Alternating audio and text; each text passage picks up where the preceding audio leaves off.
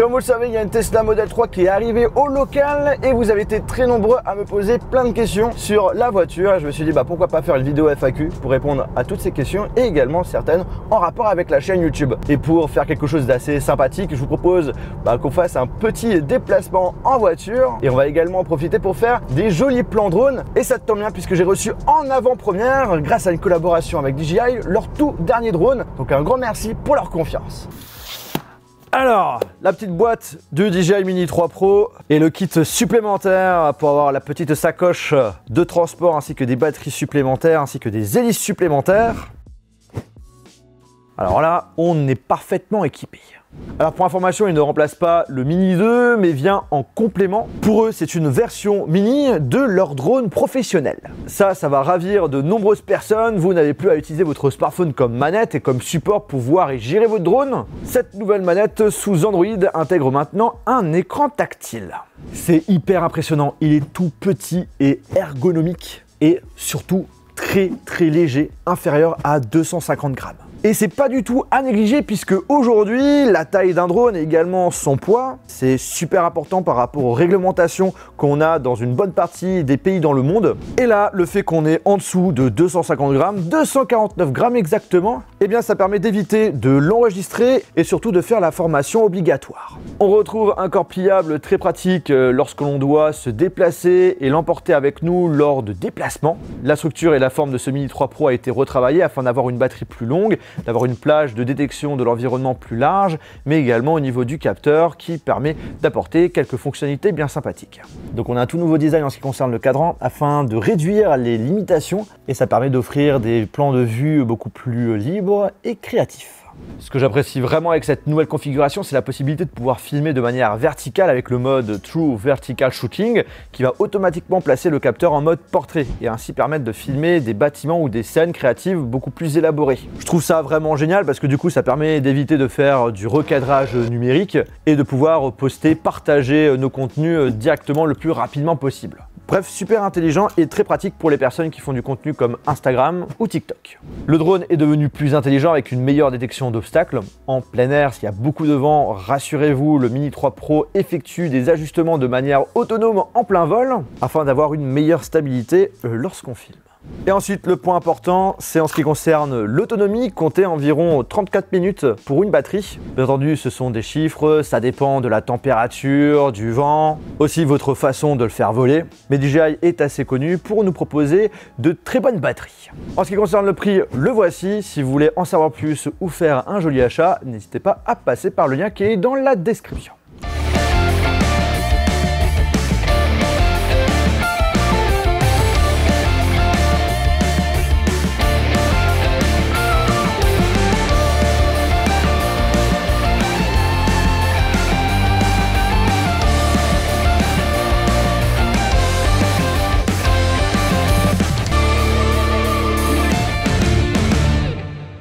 Question de Owen qui est à première vue magicien, pourquoi tu as acheté une Tesla et pas une autre marque? De mon côté, je voulais absolument avoir une voiture électrique en plus d'une voiture thermique, tout simplement pour avoir un pied dans ce domaine-là. Et on va pas se mentir, une des marques qu'on parle tout le temps, c'est Tesla. Encore aujourd'hui, c'est une marque qui se démarque, qui est la plus réputée dans son domaine, d'où le fait que j'ai passé l'étape et pris la Model 3 de chez Tesla. Et encore une fois aussi, je réfléchis, parce que ça a quand même un certain coût, d'acheter une voiture qui perdra le moins de valeur possible.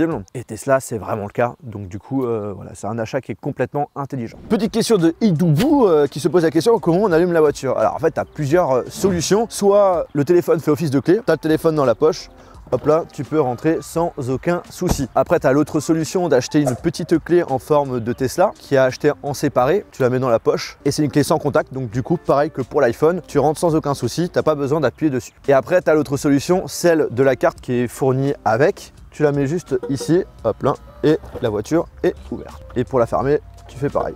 On va pas se mentir, le téléphone dans la poche, c'est beaucoup plus pratique. Mohamed, est-ce que je paye mes smartphones? J'ai déjà répondu à cette question sur pas mal de vidéos FAQ, mais ça revient assez souvent. On va dire que 95% des smartphones que je vous présente, j'ai la chance déjà, premièrement, de les avoir en avant-première et la chance de pouvoir les conserver. Donc du coup, ce qui est vachement cool, les seuls smartphones que j'achète, c'est notamment de la marque Apple. Donc tout ce qui est Mac, iPhone et compagnie, je les achète. Ce n'est pas Apple qui me les prête. Je pense que mon passé jailbreak ne leur a pas vraiment plu et que du coup, je suis plutôt mis de côté qu'autre chose avec Apple, ce qui est un petit peu dommage. Question de Noël, pourquoi je n'ai pas pris la modèle performante ou la grande autonomie? Alors pour plusieurs raisons. La première raison, parce que personnellement je voulais voir de quoi était capable la Model 3 la moins chère, la Tesla la moins chère. Ensuite, deuxième raison, le coût. Il y a quand même une différence de prix qui n'était pas à négliger, notamment quand je l'ai acheté, surtout avec le bonus écologique. Donc du coup, le fait de prendre la propulsion, c'était un excellent rapport qualité-prix. Si j'ai envie de revendre la voiture plus tard, écoutez, à l'étranger, je l'aurais vendu un petit peu plus cher. Après, personnellement, j'ai décidé de la prendre uniquement pour la chaîne YouTube, pour faire plusieurs vidéos dessus et d'avoir un vrai pied dans l'électrique. Les autres modèles ne correspondaient pas vraiment à mes besoins. Après, tous les jours, je l'utilise pour aller au local et j'ai pas forcément énormément de kilomètres à faire. Donc pour moi, c'était la version qui correspondait parfaitement à mes besoins. Question de Involver, est-ce que j'ai l'intention d'installer une prise de charge rapide pour la Tesla? La réponse est clairement oui et je vous partagerai tout ça en story Instagram, donc n'hésitez pas à me suivre, c'est MRJojol67. Il y a pas mal de petits contenus assez sympas que je publie pas forcément sur YouTube.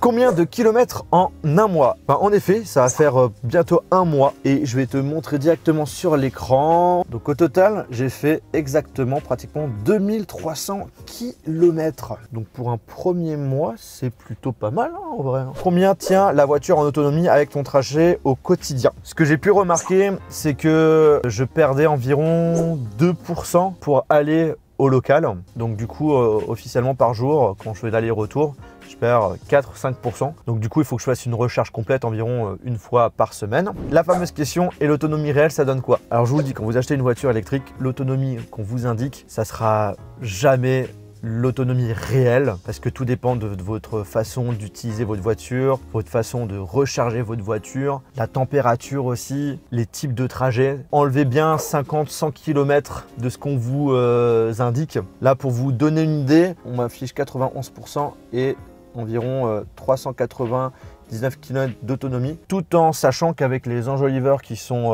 fixés, on devait être plus sur une autonomie de 500 km. Donc si on fait le calcul, ça veut dire que 10% égale 100 km. Les calculs ne sont pas bons, on peut le dire. La fameuse question de Thomas, déjà rayée. Alors en effet, j'ai eu un petit accident, comme vous avez pu le comprendre sur le titre de la vidéo. On est à Strasbourg, dans un hôtel où il y a la possibilité de recharger sa voiture. En fait, le truc, c'est que l'espace de recharge est dans un parking souterrain. Mais un parking souterrain, pas comme les centres commerciaux ou dans les villes, hein, vraiment un truc très étroit. Et en fait, pour rentrer dans le parking, c'est limite un angle droit, tu vois, c'est tchac, tchac. Je demande à Amélie de regarder de son côté si ça passe et tout. En fait, j'ai pas fait attention, il y a un petit muret avec une hauteur assez petite, mais qui peut toucher la voiture, que la Tesla n'a pas détecté avec ses capteurs et que moi j'ai pas pu voir vraiment avec le rétroviseur. Et j'ai légèrement frotté, ça aurait pu être pire. Je vais vous montrer ce que ça donne. Ça fait chier, hein. C'est tout petit, mais ça fait vraiment chier. Bon, voilà le résultat. On a eu un petit frottement qui a quand même impacté sur la peinture et une légère bosse, comme vous pouvez le voir. Enfin, il faut un petit peu bouger. Je vous avoue, ça faisait exactement 6 jours que j'avais la voiture. J'avais les boules. Combien de temps dure une recharge? De mon côté, je fais jamais des recharges complètes de 0 à 100%. Ce qu'il faut savoir, c'est que la batterie que j'ai sur ce modèle, contrairement au modèle performante et grande autonomie, je peux me permettre de recharger en dessous de 20% et de la recharger complètement au-dessus de 80%. C'est le côté positif de la voiture, mais l'inconvénient, c'est que quand il fait froid, elle perd en efficacité.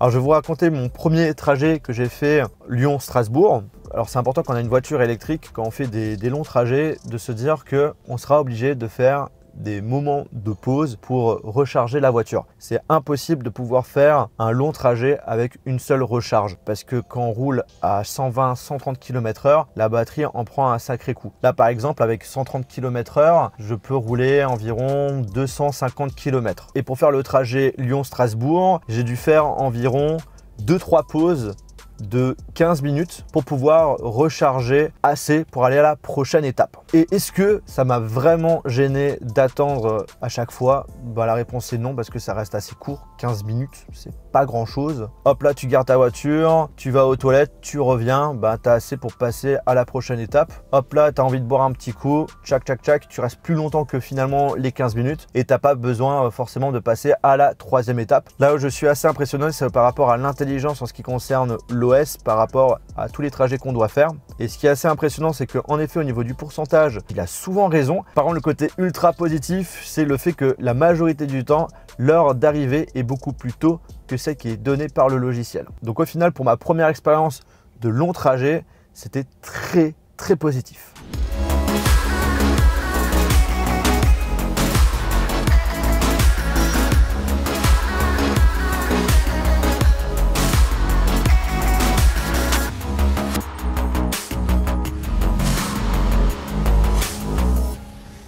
Alors pourquoi la Model 3 n'est pas ma voiture préférée chez Tesla? En soi, j'ai deux raisons, mais il y a la deuxième qui commence à changer. Tu vois, d'où le fait que c'est important de tester plusieurs jours, plusieurs semaines, plusieurs mois un produit pour avoir vraiment un avis tranché. La première raison, c'est le côté esthétique en ce qui concerne l'avant. Personnellement, je suis pas fan des phares aussi gros. Alors ça apporte un petit côté vintage, mais moi voilà, je préfère quelque chose de plus fin. C'est juste une question d'esthétique. Après, la deuxième, c'était par rapport notamment à cet écran avec la vitesse qui est indiquée directement au milieu. Et personnellement, ça me gênait de l'avoir au milieu. Je préfère l'avoir de base en face de moi. Mais les choses commencent à un petit peu changer. Il y a une habitude qui arrive et au final, à première vue, ça me dérange plus tant que ça. La fameuse question 0 à 100 en combien de secondes? Alors ce qu'il faut savoir, c'est que c'est la Model 3 la moins chère, donc du coup c'est pas la plus puissante, mais on fait quand même un 0 à 100 de base en 6 secondes 1, ce qui est quand même plutôt pas mal, hein. On est équivalent sur une voiture qui a environ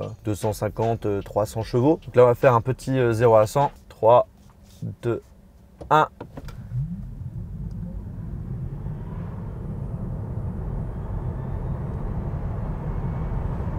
Et voilà. Donc bien entendu, c'est moins impressionnant que la Plaid que j'ai pu vous tester, mais là on est sur un prix beaucoup plus faible. Et je peux vous dire qu'on peut vraiment prendre plaisir dans les montagnes et également, étrangement, dans les circuits. Vous allez comprendre pourquoi d'ici quelques jours. D'ailleurs, si vous n'êtes toujours pas abonné, n'hésitez pas à le faire et d'appuyer sur le bouton cloche et d'accepter toutes les notifications pour être sûr de rater aucune vidéo qui vont sortir sur la voiture. Alors l'autopilote, est-ce que c'est vraiment utile ou c'est gadget? Alors ce qu'il faut savoir, c'est que moi de mon côté, en termes de logiciel, j'ai pas pris celui qui coûte 7000 €. Pour l'instant, j'ai pris celui qui est autour des 3-4 000. Je vais peut-être passer l'étape, mais c'est vrai qu'aujourd'hui, je l'utilise pas vraiment l'autopilote. À part quand tu fais des longs trajets et que tu es sur autoroute et ça marche vraiment bien. Le suivi de voie est excellent. L'adaptation de vitesse par rapport justement aux voitures qui nous entourent, ça marche plutôt bien. Par contre, il y a quelque chose que je trouve assez gênant et tout de même dangereux, à voir si c'est vraiment amélioré avec la version au-dessus en ce qui concerne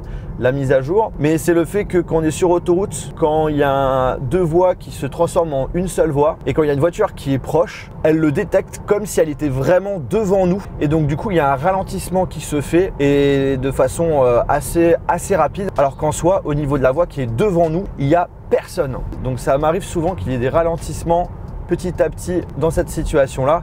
Et c'est vrai que ça reste quand même assez dangereux. Une autre question, quelle est la marque selon moi qui est la plus prometteuse de ces prochaines années? C'est une question très dure parce que j'aimerais en mettre plein. Mais c'est vrai que s'il y a une marque qui s'est démarquée ces 2 dernières années, je dirais Oppo, que ce soit en ce qui concerne les technologies sur les smartphones, au niveau de la recharge ultra rapide, leur technologie de caméra sous l'écran qui est beaucoup plus aboutie, également leur smartphone enroulable.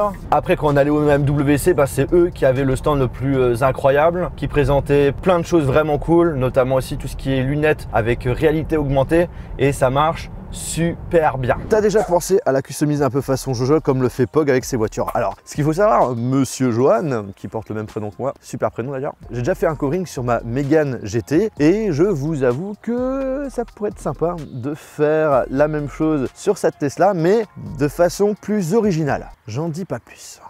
Alors, est-ce qu'on a CarPlay? Est-ce qu'on a Android Auto? La réponse est clairement non. Et c'est vrai que je trouve que ça manque parce que moi, j'utilisais toujours notamment Waze. J'adore Waze. Et la partie navigation est plus intéressante dessus, beaucoup plus simple que celle proposée par Tesla. Et j'aimerais bien de tout cœur avoir la possibilité que tous les contenus que j'ai mon téléphone soient directement affichés sur l'écran. Alors bien entendu, quand on a des appels, il n'y a pas de souci. Tu peux aussi contrôler Siri, tu peux mettre ta musique de ton téléphone. Mais c'est vrai que moi, je trouve que ça me manque d'avoir l'utilisation de Waze sur une voiture. Même d'ailleurs, tu vois, je l'utilise en même temps, tu vois, je le mets en bas en plus de l'écran en haut. Quel âge j'ai? PS, tes vidéos sont trop bien. Ben, merci Popo. Écoute, j'ai quel âge? J'ai officiellement aujourd'hui 29 ans. Je m'approche de mes 30 ans dans quelques mois. Le temps passe très très vite, sachant que ça fait plus de 12 ans que je fais des vidéos sur YouTube et ça va faire plus de 7 ans que je vis à temps plein de cette activité là. Donc ouais, le temps passe hyper vite et on a encore plein de choses à faire. On ne s'ennuie pas avec Jojol.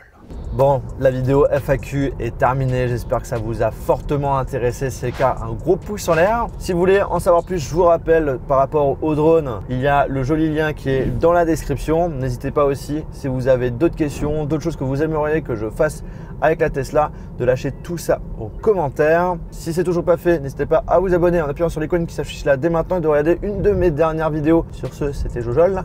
À la prochaine.